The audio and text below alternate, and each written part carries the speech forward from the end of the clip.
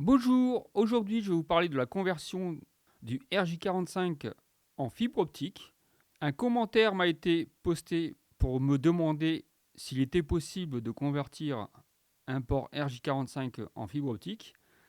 Et aujourd'hui je vais vous expliquer tout ça. Alors la première étape c'est d'avoir les convertisseurs, la fibre optique. Et je vais vous expliquer les différentes caractéristiques pour pouvoir avoir le matériel qui va vous permettre de convertir le RJ45 en fibre optique. Il y a pas mal de caractéristiques et pas mal de choses à savoir au sujet de la fibre optique ainsi que des modules SFP+.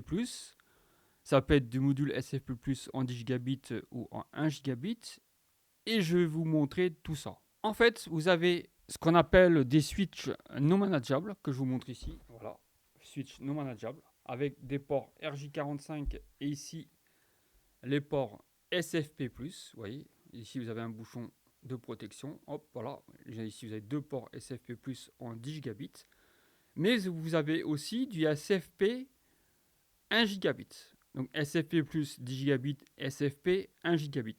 Et avoir pour pouvoir connecter de la fibre sur ce switch, il faut connecter, je vous montre ça tout de suite, si j'arrive à enlever le module, voilà. Il faut connecter ce qu'on appelle un module SFP+, que je vous montre ici. Voilà, c'est le module SFP+. Là, vous avez le connecteur que vous mettez à l'intérieur, ici. Et là, vous avez la partie fibre optique.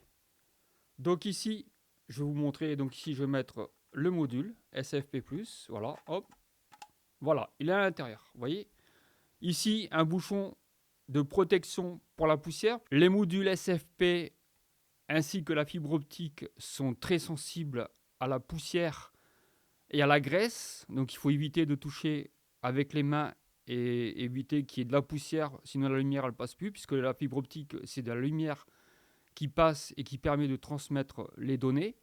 Donc c'est pour ça qu'il y a toujours un bouchon de protection, vous voyez. Et maintenant, je vais vous parler des caractéristiques de tout ça. Alors, je vais poser ça ici, hop, voilà. Donc, les caractéristiques. Alors, en même temps, je vais vous montrer la fibre optique. Les caractéristiques, vous avez ce que je peux vous conseiller, c'est d'acheter de la fibre optique avec un connecteur LC que je vais vous montrer tout de suite. Donc voici le connecteur LC, vous voyez, avec les deux bouchons. En fait, la particularité de ces connecteurs LC et de ces modules SFP+, ce sont des connecteurs avec une fibre qui permet de transmettre et une fibre qui permet de faire la réception. Donc, une fibre qui va envoyer les données et une autre fibre, comme vous voyez ici, vous avez deux petits bouchons ici. Donc c'est une fibre aller et une fibre retour. Et donc ça, c'est du LC, connecteur LC. C'est un connecteur très courant dans les entreprises en interne. Cette fibre-là est beaucoup installée à l'intérieur des entreprises. Alors, les caractéristiques de la fibre et du module SFP. SFP+. On va parler du SFP+. Mais le SFP, c'est pareil. La différence, c'est que le SFP, c'est du 1 gigabit et le SFP+, c'est du 10 gigabit. Alors, les caractéristiques. Alors, vous avez, pour cette fibre-là, je vous conseille, donc c'est l'UPC. L'UPC, c'est le polissage du bout de la fibre. C'est une façon de polir la fibre optique. Et vous avez ensuite l'APC. L'APC, c'est un mode de polissage qui est dédié aux professionnels. Donc c'est souvent sur la fibre SC. La fibre FC, c'est ce que vous avez dans vos box internet, que ce soit Orange, Free. Free, c'est particulier puisqu'on a de l'UPC sur la box Free et de l'APC sur la prise murale. Par contre, Orange, c'est de l'APC des deux côtés. autant sur la box internet, donc sur la box ou sur la prise murale.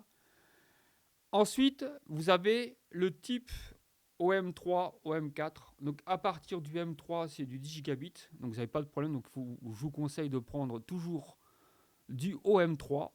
Voilà, toujours prendre du OM3.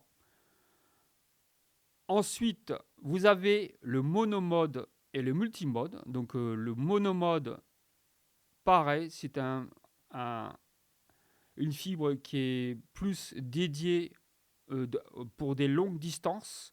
Par exemple 10, 30, 40, 100 km. La monomode, je vous déconseille de prendre ça parce que c'est vraiment pour des très grandes distances. Vous n'avez pas besoin de prendre ce genre de fibre. Et celle-ci, donc normalement la couleur, c'est la couleur turquoise. De toute façon, vous reconnaissez tout de suite. Et la couleur turquoise, c'est forcément de la fibre multimode. Alors, c'est quoi la différence entre la fibre multimode et monomode? La fibre multimode, c'est la façon dont la lumière, elle passe dans la fibre optique. En multimode, la lumière passe par réflexion. C'est pas une lumière qui est directe, ça fonctionne par réflexion. Et le monomode, donc c'est un laser, il passe directement sans avoir de réflexion. En monomode, c'est beaucoup plus performant, c'est pour ça que les entreprises optent pour du monomode plutôt que du multimode. Alors, toutes ces caractéristiques que je viens de vous dire, il faut le prendre aussi pour le module SFP+, c'est-à-dire que votre module SFP+, doit être compatible multimode LC et UPC. Donc c'est les trois caractéristiques très importantes, et ainsi que le OM3. Parce que si vous prenez du OM2, c'est du 1 gigabit, c'est plus du 10 gigabits. Donc vous ne vous trompez pas, il faut absolument prendre du OM3. Donc un autre point, c'est que le OM3, OM4, c'est compatible. Ça, il n'y a aucun souci, vous n'avez pas de problème de compatibilité. Par contre, si vous prenez un module SFP+, APC et une fibre optique en UPC, ça ne sera pas compatible, puisque comme je vous expliquais précédemment, le polissage est différent, donc la lumière elle passera pas correctement. Ça va fonctionner, mais vous aurez des pertes de débit. Je récapitule. SFP+, donc module SFP+, UPC, LC, multimode, et fibre optique, multimode, UPC, LC. À partir du moment où vous respectez ces caractéristiques des deux côtés, vous n'aurez aucun problème. Ensuite, pour le switch, c'est pareil. Il faut prendre un switch compatible SFP+, en 10 gigabits. Celui-ci, il fait du 10 gigabits sur les deux ports SFP+. Et vous avez ici un port RJ45 en 10 gigabits. Voilà. Et ensuite, vous avez plusieurs ports en 2,5. Et je crois que les premiers ports ici, ils sont en 1 gigabit. Le port SFP doit être compatible SFP+, ou SFP, le point très important. Et une fois que vous avez un switch qui est compatible SFP+, ou SFP, donc SFP 1 gigabit, SFP+, 10 gigabits, donc il faut, vous prenez un switch comme celui-ci, la marque Dixel, donc il faudra prendre un module SFP+, si vous voulez du 10 gigabits, et un module SFP 1 gigabit, donc module SFP, donc comme je vous ai dit précédemment, multimode, UPC et LC, connecteur LC. Ensuite, vous devez avoir deux switches, comme celui-ci. Un qui va être connecté à votre box internet et l'autre qui va être relié à votre PC. Donc vous allez relier un qui est connecté en RJ45 sur votre box et l'autre, le même switch, vous prenez exactement le même switch, identique à celui-ci. Ce switch-là, il va être à côté de votre ordinateur. Et ensuite, vous allez relier en fibre optique de votre switch qui est relié à votre box internet à votre switch qui est à côté de votre ordinateur et qui est relié à votre ordinateur. C'est quand même un investissement, je vous dis tout de suite. Il y a quand même, faut quand même investir un peu. Si vous prenez du SFP+, vous allez être peut-être à 200, 300 euros. Mais ensuite, vous avez aussi les convertisseurs SFP+, RJ45. Donc c'est tout petit, c'est pas un switch, mais c'est juste un convertisseur. Donc vous avez juste un port RJ45 et un port SFP+. Donc je fais un résumé. Donc deux switches SFP+, ou SFP. la fibre optique multimode UPC et connecteur LC. Et pour le module SFP+, ou le module SFP, donc ce sera un module multimode UPC et connecteur LC. Donc, faites bien attention à respecter les caractéristiques pour les deux, la fibre optique ainsi que le module SFP. Une fois que vous avez bien compris toutes ces caractéristiques et que vous respectez les caractéristiques de manière à qu'elles soient identiques pour la fibre optique et pour le module SFP ou SFP+, vous ne pouvez pas vous tromper. Quand vous achetez la fibre optique ainsi que le module SFP et le switch, donc ce soit un switch SFP+, ou un switch SFP, donc vous regardez bien les caractéristiques. Il faut que toutes les caractéristiques soient identiques. Donc UPC pour la fibre, UPC pour le module SFP, le connecteur LC pour le module SFP+, ou le module SFP, et ensuite multimode pour la fibre optique et multimode pour le module SFP.